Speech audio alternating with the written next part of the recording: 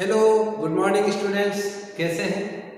बढ़िया, एकदम first class. आज का जो अपना टॉपिक है वो है refraction of light. Refraction of light में आज बहुत ही लेंथी सा टॉपिक है, काफ़ी लंबा टॉपिक है, तो मैं आशा करता हूँ आप लोग पूरा पढ़ेंगे, इस वीडियो को पूरा देखेंगे और रिफ्रैक्शन होता कैसे है और इसको हम किस तरह बिल्कुल ये सारे इसके जो सब टॉपिक्स हैं इनको हम एक एक करके देखने वाले हैं।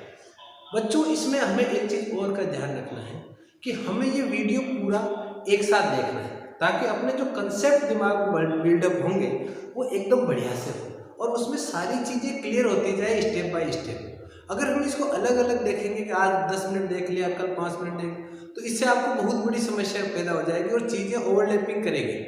चीज़ों को अलग अलग समझने के लिए इसको एक इंटीग्रेटेड फॉर्म में हमें देखना है। Okay, let's start the topic refraction of light. We have already discussed about the reflection. Now we will come on the refraction. तो सबसे पहले हम स्टार्ट करते हैं डेफिनेशन से। What is the definition? Definition किसकी? Refraction.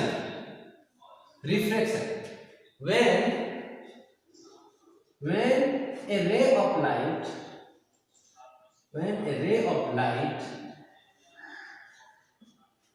travels from one medium to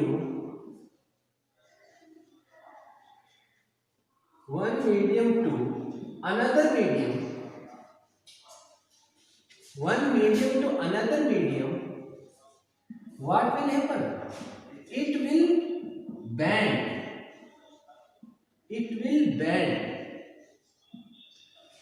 जब भी लाइट एक मीडियम से दूसरे मीडियम में the ray of light travel करेगी तो ये बैंड हो जाएगी। ये कहाँ बैंड हो जाएगी? Eight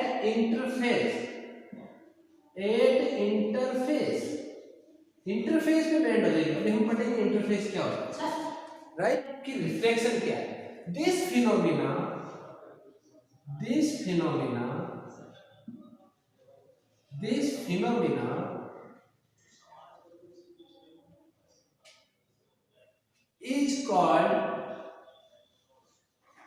is called refraction. इस फिनोमिना को क्या कहते हैं? रिफ्रैक्शन बोलते हैं। क्लियर हो गया?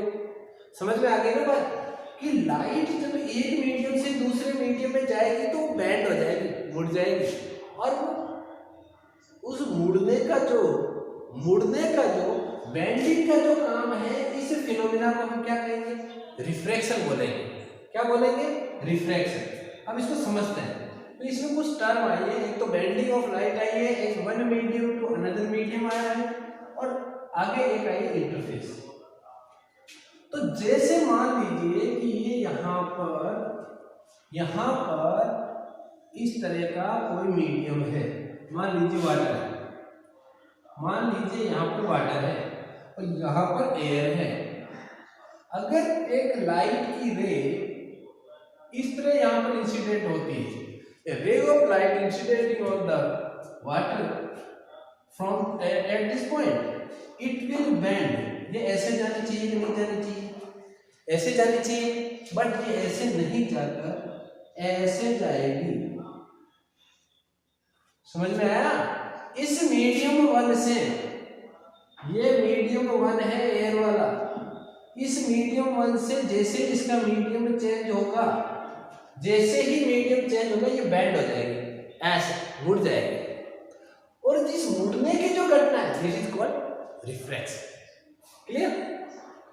क्लियर ना? अब देखो, कुछ चीजें आप पहले पढ़ चुके हो। ये जो लाइन है जो इन दोनों मीडियम को अलग करती है, कौन सी लाइन? ये वाली, जहां पर वाटर और एयर दोनों अलग होते हैं, इस लाइन को बोलते हैं इंटरफेस। क्या बोलेंगे इसको? इंटरफेस। ये इंटरफेस है जहां पर दोनों मीडियम अलग अलग हो रहे हैं। कहानी समझ में आई कि नहीं आई? चलो, तो बच्चों ये आपको यहां पर ध्यान रखना है। ये इसकी डेफिनेशन होगी। अब ये होता है क्यों, है ना? इसको आपने स्क्रीनशॉट ले लो, नोट कर लिया होगा सर, है ना? चलो, इसको मैं साफ कर देता हूँ, है ना। चलो बहुत बढ़िया, समझ में आ गया। लाइट बेंड होगी तो उसको हम बोलेंगे, उसको क्या बोलेंगे, रिफ्रैक्शन। अच्छा, वाई रिफ्रैक्शन,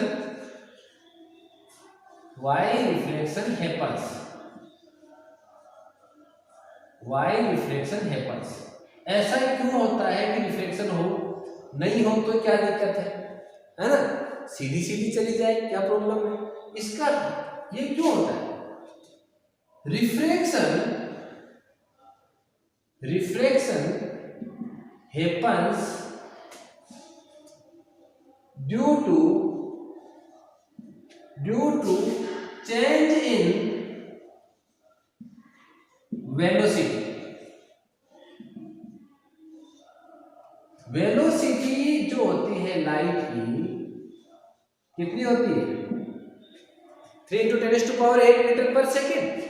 वेलोसिटी कितनी होती है वैक्यूम में, वैक्यूम में वेलोसिटी ऑफ लाइट जो होती है वो होती है 3 × 10⁸ मीटर पर सेकेंड।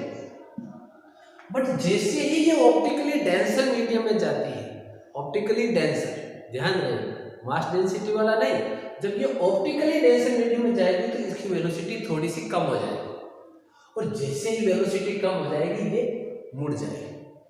दूसरा आपको मैं बता दूं रीजन, पहला रीजन तो ये हो गया change in velocity of light, दूसरा क्या होती है यहां पर ये रखना, चेंज इन वेवलेंथ। किसमें चेंज होता है, change in wavelength, wavelength change हो जाती है। ये तो आप बड़ी क्लास में जाओगे तब पढ़ोगे, अभी आपको यहीं तक ध्यान रखना है, वेलोसिटी स्पीड चेंज हो गई, स्पीड चेंज होने की वजह से वो मुड़ गई। दूसरी यहाँ पर क्या चीज होती है, वेवलेंथ में चेंज होता है। और तीसरी चीज मैं आपको बता दूं, यहाँ पर नो चेंज इन फ्रीक्वेंसी। ध्यान रहे कि फ्रीक्वेंसी में कोई चेंज नहीं आता है, फ्रीक्वेंसी में कोई चेंज नहीं आता है। यहाँ पे बहुत ही इंपॉर्टेंट फॉर्मूला है, V = n लैम्डा। कब है सर, ये यहाँ पर लैम्डा क्या है, वेवलेंथ, ये वेवलेंथ है, n क्या है, फ्रीक्वेंसी है, और ये क्या है, वेलोसिटी, स्पीड ऑफ लाइट। तो इन दोनों में चेंज होता है, इसमें कोई चेंज नहीं होता है। ये आपको विशेष ध्यान रखना है, क्योंकि इस तरह के क्वेश्चंस आते हैं, कई बार बोर्ड में पूछ लेते हैं, है ना, कहते हैं कि भाई किसमें चेंज हुआ किसमें नहीं हुआ। इस बार तो सब कुछ मल्टीपल है ना, बहुत सारी चीजें मल्टीपल टाइम होगी, तो वहां पर हमें ये अवेयर रहना है इस तरह के क्वेश्चंस को लेकर। क्यों होता है change in velocity of light in different mediums, अलग अलग मीडियम में अलग अलग स्पीड होगी, चेंज इन वेवलेंथ होगी, और उसमें फ्रीक्वेंसी में किसी भी प्रकार का कोई चेंज नहीं होगा। Okay, clear. चलिए ले स्क्रीनशॉट लो, देखिए ले लिया स्क्रीनशॉट, फटाफट ले लिया करो जैसे ही कंप्लीट हो। उसके बाद आप आराम से इसको लिखा करो, कॉपी में नोट्स बनाना है, जितना लिखेंगे उतना ही बढ़िया से याद रहेगा। अच्छा चलो स्टेप बाय स्टेप चलते। नेक्स्ट है रिफ्रैक्शन, बुक में दिया हुआ है लॉज ऑफ रिफ्रैक्शन देखिए, laws of refraction. Laws of refraction में क्या है बच्चों, देखो लॉज ऑफ रिफ्रैक्शन, दो लॉ यहां पर हमें फॉलो करना है। पहला लॉ क्या कहता है, बहुत सिंपल है, ray of incident, ray of incident number 1, number 2 ray of refraction या रिफ्रैक्टेड रे, रिफ्रैक्टेड रे, और तीसरी यहां पर चीज होती है normal, are in same plane, are in same plane, एक ही प्लेन में है। जहां एंगल ऑफ इंसिडेंस है, सॉरी रे ऑफ इंसिडेंस है, उसी में नॉर्मल होगा और वहीं पर रिफ्रैक्टेड रे होगी। ठीक है, ऐसे आई ऐसे रिफ्लेक्ट हुई, ऐसे आई ऐसे रिफ्लेक्ट हुई, वहीं पे नॉर्मल होगा। तो ध्यान रखना प्लेन में होंगे, इधर उधर नहीं उड़ेंगे। अच्छा, दूसरा इंपॉर्टेंट चीज क्या है यहाँ पर, दूसरी इंपॉर्टेंट चीज क्या है कि ये follows refraction follows Snell law. Snell ने क्या कर दिया बीच में, स्नेल ने एक लॉ दिया, उसने क्या कहा कि साइन आई, साइन जानते हो आप लोग, साइन थीटा, आई एंगल जो एंगल ऑफ इंसिडेंस है उसका sine theta upon sine R is equal to mu two 1। ये थोड़ा कठिन हो गया, म्यू क्या है ये मैं बाद में डिस्कस करूंगा जब हम रिफ्रैक्टिव इंडेक्स पढ़ेंगे, लेकिन ये साथ का साथ यहाँ कंसेप्ट लेना जरूरी है। साथ ही इसको हम ऐसे लिख सकते हैं म्यू1 म्यू2 अपॉन म्यू1, ठीक है, म्यू2 अपॉन म्यू1। चलो ये बहुत ज्यादा हो जाएगा अभी आप इतना देखो, म्यू21 याद रखना, जब मैं रिफ्रैक्टिव इंडेक्स समझाऊंगा तब आएगा is equal to constant. Sine I और साइन आर का रेशियो कांस्टेंट है, ये चेंज नहीं होगा, आप इतना याद रखना, क्योंकि अगर म्यू2 अपॉन म्यू1 में जाएंगे तो बहुत प्रॉब्लम आएगी। नेक्स्ट अभी इसी थोड़ी देर में जब रिफ्रैक्टिव इंडेक्स पढ़ेंगे तब क्लियर कर देंगे। Sine I upon sine R, angle of incidence का साइन थीटा और एंगल ऑफ रिफ्रैक्शन का साइन, दोनों का रेशियो कांस्टेंट रहेगा। समझ में आई, ये दोनों का रेशियो कैसा रहेगा, कांस्टेंट। ये दो लॉ हमेशा फॉलो होते हैं। क्वेश्चन आता है स्नेल लॉ क्या है, स्नेल लॉ क्या है, साइन आई अपॉन साइन आर, ठीक है। अच्छा, और ये कांस्टेंट है, लो स्क्रीनशॉट लो, फिर आगे चलते हैं। हो गया, अब ले लेते हैं बच्चों रिफ्रैक्टिव इंडेक्स। इंडेक्स ले लें, चलो इसके साथ साथ म्यू21 भी क्लियर हो जाएगा। चलो साफ कर देते हैं रिफ्रैक्टिव इंडेक्स, आराम से समझो इन चीजों को, ये सारी टर्म समझ जाओ, उसके बाद हम रिफ्रैक्शन शुरू करेंगे। रिफ्रैक्टिव इंडेक्स हमने बात की, इसको RI भी बोलते हैं, क्या बोलते हैं, RI, रिफ्रैक्टिव इंडेक्स। तो रिफ्रैक्टिव इंडेक्स क्या होता है बच्चों, ratio of RI is equal to speed of light, speed of light in medium 1 upon speed of light in medium 2, ठीक है। Speed of light in medium 1 upon speed of light in medium 2, समझ में आ गई, दोनों की speed का ratio, यानी मैं कह दूं कि v1 अपॉन v2। अब मान लो कि एक यहां से, जैसा मैंने अभी आपको एग्जांपल दिया था कि यहां पे ये ग्लास है और ये है एयर, यहां स्पीड कितनी है हमें पता है, लगभग वैक्यूम की जितनी होती है उतनी एयर में होती है ना, ज्यादा हीट नहीं है, थोड़ा सा पर ज्यादा नहीं। और ग्लास में थोड़ी सी कम होगी, तो यहाँ क्या हो जाएगी, ये बैंड हो जाएगी, यहाँ सीधी नहीं जाकर थोड़ी सी बैंड हो जाएगी, ठीक है। दोनों की वेलोसिटी यहाँ पर v1 है या v2, इनका जो रेशियो लेंगे तो वहां हमें मिल जाएगा ग्लास का रिफ्रैक्टिव इंडेक्स। समझ में आ गई कहानी, नहीं है? अरे भाई दोनों की स्पीड यहाँ v1 है या v2 है, लाइट की स्पीड दोनों की अलग अलग है, वेलोसिटी में चेंज होने के कारण ही तो रिफ्रैक्शन हो रहा है, अदरवाइज तो रिफ्लेक्शन होता ही नहीं। तो इसके कारण क्या होगा कि यहाँ पर बेंडिंग होगी, लाइट मुड़ जाएगी, जो रे है ये थोड़ी सी बेंड हो जाएगी, उसका बेनिफिट आपको यहाँ पर मिलेगा कि हमें रिफ्रैक्शन का फॉर्मूला फिनोमेना देखने को मिलेगा। तो v1 अपॉन v2। क्लियर? अच्छा, अब देखो यहां पर मैंने एयर और ग्लास का ले लिया, ठीक है, लेकिन एयर में भी एग्जैक्टली वैसा नहीं है ना। अगर मुझे किसी एक मीडियम का रिफ्रैक्टिव इंडेक्स निकालना है ना, मुझे क्या करना है, एक मीडियम का रिफ्रैक्टिव इंडेक्स निकालना है, refractive index of air.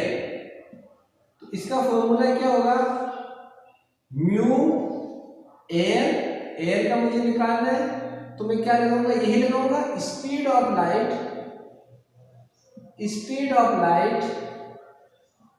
In vacuum upon speed of light, आराम से समझो, बहुत बढ़िया से समझ में आएगा, इन एयर। ठीक है, मान लीजिए इसका आ गया आपके पास, ये तो सी आएगी 3 × 10⁸ मीटर पर सेकेंड, है ना, और यहां मिल गई अपने को v1। क्लियर? समझ में आ गई? तो ये आपका हो गया न्यू एयर, है ना, या वी एयर, यहां लिख लो वी एयर। एयर में जो वेलोसिटी ऑफ लाइट है उसका रेशियो इसके साथ, सी के साथ। और इसी तरह से मुझे वाटर की निकालनी है ना, तो वाटर की क्या हो जाएगी बच्चों, वाटर का रिफ्लेक्टिव इंडेक्स निकालना से हो जाएगा सी अपॉन वेलोसिटी इन वाटर। कोई प्रॉब्लम मेरे हिसाब से नहीं है ना।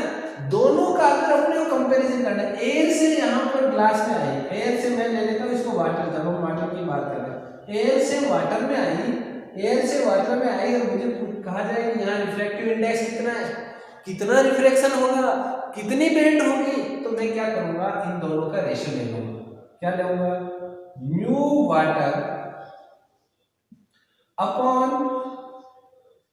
है ना, अपॉन इसी से करते v1 अपॉन v2, आ रहा है क्या, आ जाएगा v1 अपॉन v2।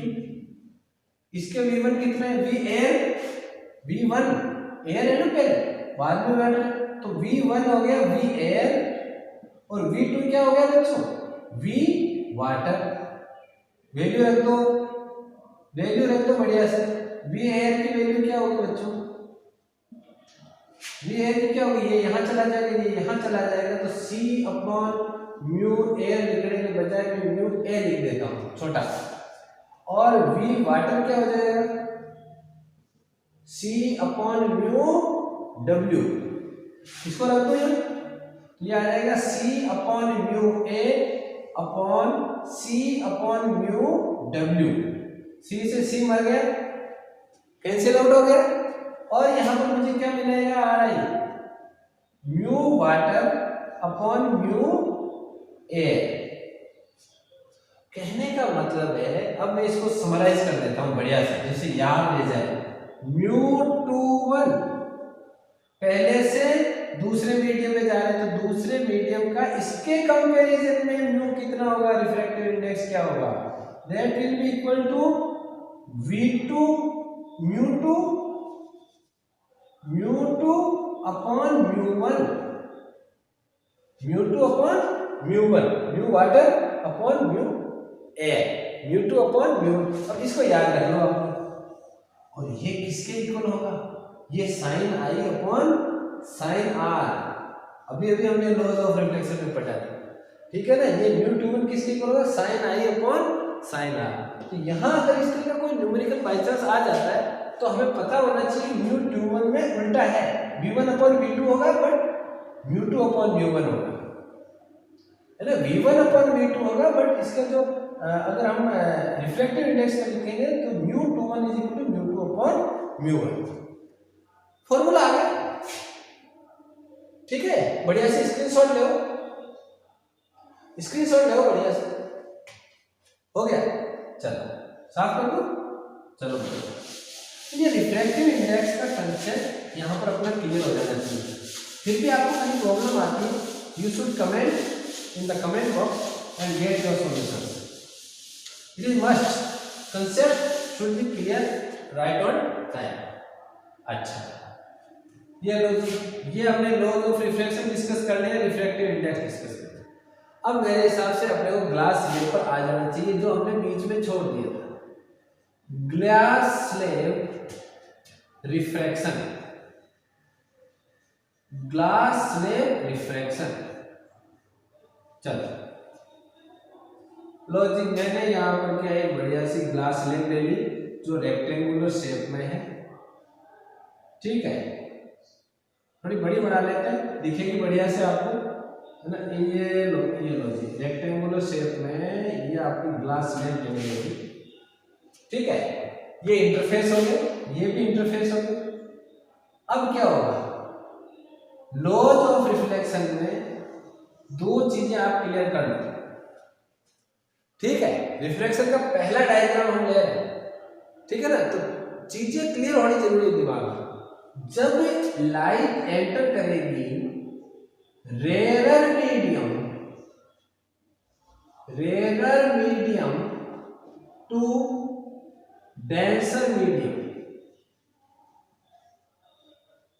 जब लाइट एंटर करेगी रेयर मीडियम से डेंसर मीडियम में, तो क्या होगा, तो बेंडिंग कैसी होगी, बेंडिंग होगी, बेंड्स towards the normal, कैसी बेंडिंग होगी, टुवर्ड्स दी नॉर्मल की दिशा में मुड़ जाएगी, नॉर्मल की ओर वो बेंड हो जाएगी। समझ में आई नहीं? और ये तो हो गई आपकी फर्स्ट कंडीशन। सेकंड कंडीशन क्या है, अगर लाइट एंटर करती है डेंसर मीडियम से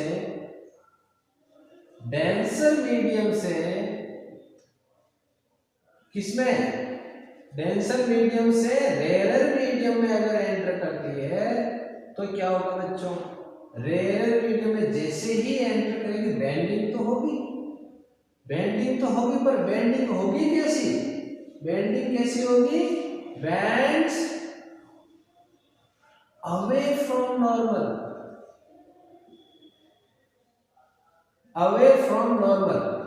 क्लास 12 में आओगे तो पूछोगे सर ये अवे फ्रॉम नॉर्मल क्यों होती है, इसकी तरफ क्यों होती है। तो ये क्या है कि इसके पीछे बहुत लंबी लंबी कहानियां हैं, अभी आपके सिलेबस में है नहीं, तो आपको इनसे बच के ही रहना है। आपको ये याद रखना है, रेयर से डेंसर में गए, ऑप्टिकली रेयर, ध्यान रखें, रेयर से डेंसर में गए तो टुवर्ड्स द नॉर्मल, और डेंसर से रेयर में गए तो अवे फ्रॉम द नॉर्मल। दोनों कहानियां ये हमें समझ में आ जाए। एक रे ऑफ इंसिडेंट मैंने ले ली कि यहां से एक बहुत ही बढ़िया सी एक रे आई, है ना, जहां पर भी ये इस इंटरफेस में मिलेगी, इस पॉइंट पर मैं क्या करूंगा, एक मैं बहुत बढ़िया सा नॉर्मल खींच लूंगा, ये नॉर्मल खींच लिया। यहां पर है मेरे पास मीडियम 1 में एयर, यहां है ग्लास, ठीक, क्लियर हो गई। तो यहां ये जब एंगल आई पे इंसिडेंट हो रही है तो स्नेल लॉ लगेगा, साइन आई अपॉन साइन आर, और उस स्नेल लॉ से ये सीधी नहीं जाकर इसको जाना तो चाहिए था ऐसा जाना चाहिए था। एक मिनट थोड़ा सा इसको बढ़ा लेता हूँ, है ना। ग्लास स्लेब जितनी बड़ी करेंगे उतना ही आपको ज्यादा दिखेगा, इसको ऐसे जाना चाहिए था, ऐसे जाना चाहिए था ना, बट इट विल बेंड, ये बेंड हो जाएगी, किधर होगी बेंड, रेयर से डेंसर में आएगी। एयर क्या है, रेयर है, ग्लास क्या है, डेंसर है। जब रेयर से डेंसर में आ रही है, रेयर से डेंसर में आ रही है, तो इस नॉर्मल की डायरेक्शन में बेंड होगी, ऐसे सीधे नहीं जाकर इसकी तरफ, ये नॉर्मल है ना, ये नॉर्मल है, तो ऐसे नहीं जाकर इसकी तरफ बेंड हो जाएगी, नॉर्मल की तरफ बेंड हो जाएगी। ये आ गया आपका आई, ये हो गया आर। सारे एंगल हमें आई और आर कहां से लेने हैं, नॉर्मल से लेने हैं। कहां से लेने हैं, नॉर्मल से लेने हैं। यहां पर आ गई आपकी रे, रिफ्लेक्टेड रे यहां पर आ गई। अब यहां पहली बार रिफ्लेक्शन हुआ तो मैं इसको I1 और R1 लिखूं। अब पहुंच गई इस इंटरफेस पे, दूसरे इंटरफेस, यहां पर है डेंसर मीडियम, और फिर कैसा आ गया वापस, रेयर आ गया, एयर आ गई ना, वापिस एयर आ गई, ग्लास स्लैब तो खत्म हो गई यहाँ पर। अब क्या होगा, दोबारा से आपको बढ़िया से क्या खींचना पड़ेगा, ये नॉर्मल खींचना पड़ेगा। इसकी नॉर्मल डायरेक्शन कैसी है भाई, जो जैसे इसको ऐसे जाना चाहिए, ऐसे जाना चाहिए ना, इस रे को ऐसे जाना चाहिए, बट ऐसे नहीं जाएगी। It will bend away from the normal, it will bend away from the normal. Why? Because the light is traveling now from denser medium to rarer medium. मजा आया क्या? डेंसर मीडियम से रेयर अवे, अवे यानी अब की बार इस normal की तरफ नहीं जाएगी, इस बार हो जाएगी अवे। समझ में आ गई? ये तो इसकी नॉर्मल कंडीशन है कि जैसे जानी चाहिए थी, इससे अवे, ठीक है, अवे हो गई। अच्छा, अगर ये ग्लास स्लैब नहीं होती तो ये कहां जाती? ये इस डायरेक्शन में जाती, ऐसे जाती कि नहीं जाती? लेकिन अभी भी उसी डायरेक्शन में जा रही है। फर्क क्या हुआ? फर्क क्या पड़ा रिफ्लेक्शन से? इसके बीच में यहां पर एक शिफ्ट आ गई, दोनों के बीच में गैप आ गया, ऐसी पैरेलल लाइन बन गई जो एक्चुअल विदाउट रिफ्लेक्शन, अगर जो रे ऑफ लाइट की डायरेक्शन थी उसमें और आफ्टर डिफ्रेक्शन जो है उनमें थोड़ा सा गैप आ गया, बाकी पैरेलल लाइंस आएगी। But here we have a lateral shift, lateral shift, इसको बोलते हैं लेटरल शिफ्ट, ठीक है ना। दोनों में थोड़ा सा डायरेक्शन वही सेम रहेगी, थोड़ी सी उसका जो पाथ है उसके पैरेलल पाथ हमें मिलेगा, तो वो एक्चुअल वो पाथ नहीं मिलेगा, थोड़ा सा उससे शिफ्ट हो जाएगा, ठीक है। तो आया मजा इसमें, बढ़िया से समझ में आ गया। ग्लास स्लैब से कैसे होगा, यहाँ पर I1 R1 लिया है तो यहाँ क्या होगा, ये I2 होगा, यहाँ R2 होगा, सॉरी इसके साथ दोनों के साथ बनाना है ना, R2, समझ में आया, ये R2 होगी। तो ये कहानी है बच्चों, इस तरह आपका रिफ्लेक्शन विल टेक प्लेस, ठीक। चलो ले स्क्रीनशॉट, स्क्रीनशॉट ले, ग्लास स्लैब भी कंप्लीट हो गया अपना। Now we arrived at the refraction by lenses. Lens कैसे होते हैं और उनको किस तरह हम रिफ्रैक्शन वहां पर करवा सकते हैं। चलो स्क्रीनशॉट ले लिया, ओके ओके ओके, चलो मैं इसको रब कर देता हूँ। बहुत बढ़िया, अच्छे से समझ रहे हो। नोट भी कर रहे हैं बच्चे, तो नोट नहीं कर रहे हैं, जो आंसर है वो स्क्रीनशॉट ले रहे हैं, तो बाद में देखेंगे। अच्छी आदत है अगर हम साथ का साथ नोट करें। Now refraction by lenses. हमारे सिलेबस में दो तरह के लेंस हैं। कैसे लेंस है? पहला लेंस है कॉनकेव और दूसरा है कॉन्वेक्स, ठीक है। एक तो हो गया आपका कॉन्वेक्स, दूसरा कौन सा हो गया, कॉनकेव। कॉनकेव जिसमें केव बनी हुई है ना, पहले दिन से हम चीज पढ़ रहे, जिसमें केव बनी हुई है, जिसमें लाइट है वो केव में जा रही है, ऐसा ऐसा दोनों तरफ केव बनी हुई है, ठीक है। और कॉन्वेक्स लेंस जिसमें केव नहीं बनी हुई है ना, याद रखने का तरीका है ये इस तरह का जो लेंस है इसको बोलते हैं कॉन्वेक्स लेंस। छोटी छोटी टर्म्स को डिस्कस कर लेते हैं, उनको समझ लेते हैं, फिर उसके बाद रिफ्लेक्शन समझेंगे। तो बच्चों इसके अंदर क्या है कि ये जो बिल्कुल इसका सेंटर पॉइंट होता है, सेंटर जो पॉइंट होता है इसको बोलते हैं ऑप्टिकल सेंटर। इस पॉइंट को क्या बोला जाता है, ऑप्टिकल सेंटर। इसमें ये यहां आ गया, आया कि नहीं है ना, ये यहां पर आ गया इसका ऑप्टिकल सेंटर, ये ऑप्टिकल सेंटर हो गया इसका दोनों, बिल्कुल सेंट्रल पॉइंट दोनों, ठीक है। आर के बारे में आपको रेडियस ऑफ कर्वेचर के बारे में पहले से बताया हुआ है कि ये जिस स्फीयर का भाग है, जिस स्फीयर का ये पार्ट है उसका रेडियस ऑफ कर्वेचर, उसका सेंटर ऑफ कर्वेचर है ना सी। और ये कहानी हमने मिरर के टाइम में डिस्कस कर ली थी। और इसमें क्या बचा हुआ है कि ये ऑप्टिकल लेंस, इसके अंदर जब अपन फोकल लेंथ लेंगे, ये फोकस है, फोकस दोनों तरफ होता है ना, फोकस दोनों तरफ होता है।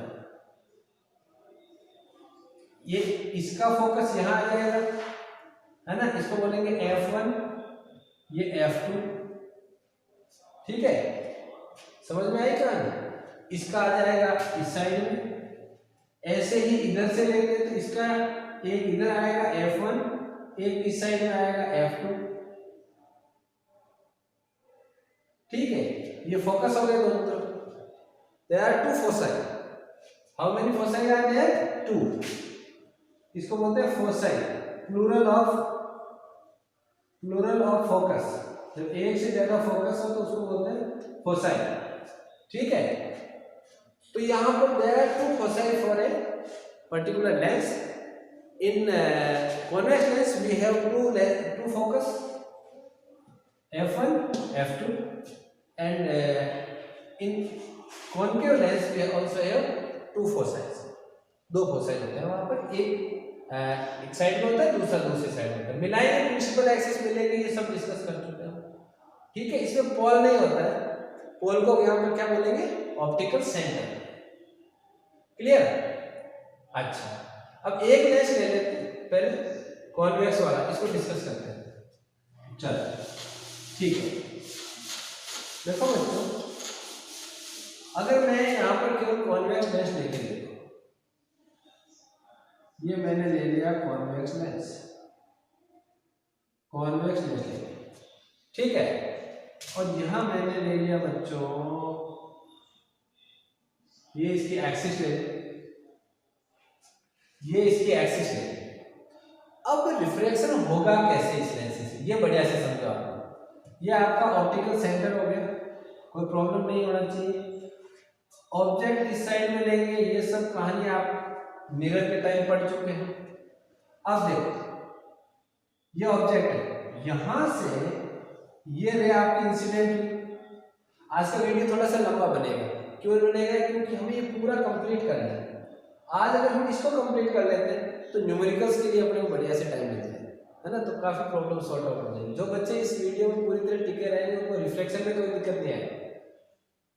यहां से लेंगे तो क्या होगा कि इनफाइनाइट से आने वाली जो रे है वो यहां से कन्वर्ज होगी, और ये कहां कन्वर्ज होगी बच्चों, ये सारी की सारी रेज कहां कन्वर्ज होने वाली है, ये सारी की सारी कन्वर्ट होने वाली है इस फोकस में, F।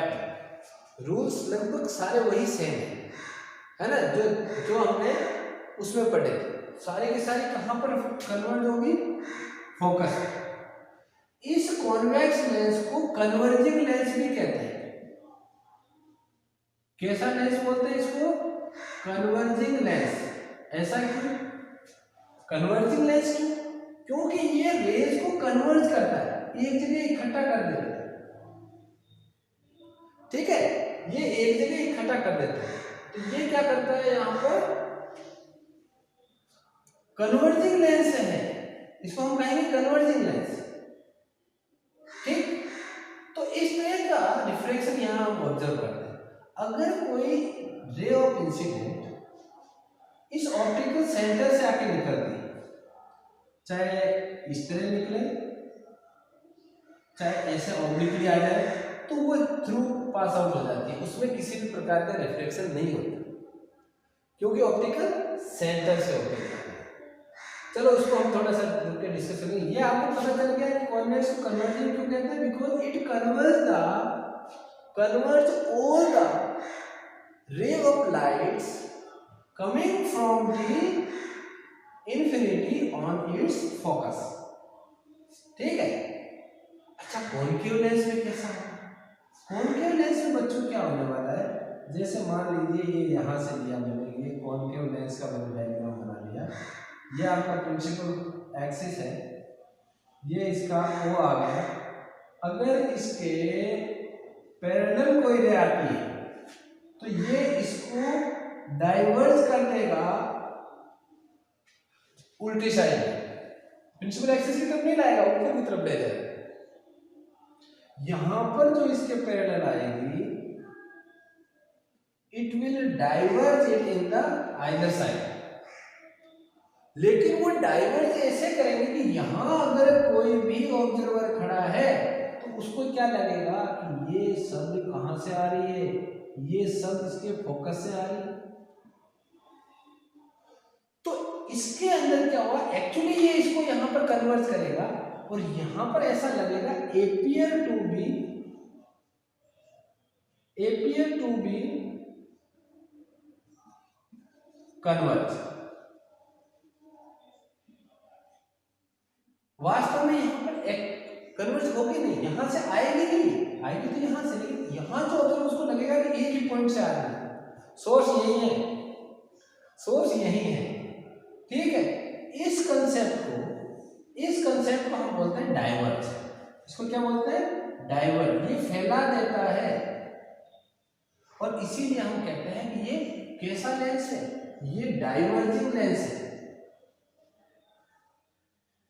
ये कैसा लेंस है, डाइवर्जिंग लेंस है। क्लियर, समझ में आ गई ना कहानी, ये बात। चलो, ये आपका पता चल गया आपको कि लेंसेज से रिफ्लेक्शन होना कैसे, ठीक है। अब बच्चों हम इसके इमेज फॉर्मेशन के रूल्स, क्योंकि ये तो इमेज बनाएगा, लेंस तो बहुत काम की चीज है, साफ कर दूं मैं एक बार, ले लो स्क्रीनशॉट ले लो। अच्छा, तो उसके बाद अब हम पढ़ेंगे इमेज फॉर्मेशन के रूल्स, है ना। लेंस इमेज कैसे बनाएंगे, लेंस इमेज कैसे बनाएंगे, image formation rules, image formation rules, image formation rules next video में देखेंगे। चलो, ये मैं नेक्स्ट वीडियो में क्लियर करवाता हूँ, काफी लंबा चैप्टर हो रहा है, ठीक है। मिलते हैं नेक्स्ट क्लास में, फिर नोट कर लिया होगा आपने। हम स्टार्ट करेंगे इमेज फॉर्मेशन रूल से, यहीं से, ठीक है। Thank you very much for being with me. हाँ, नोट्स बना लो बेटा बढ़िया से। Okay, bye.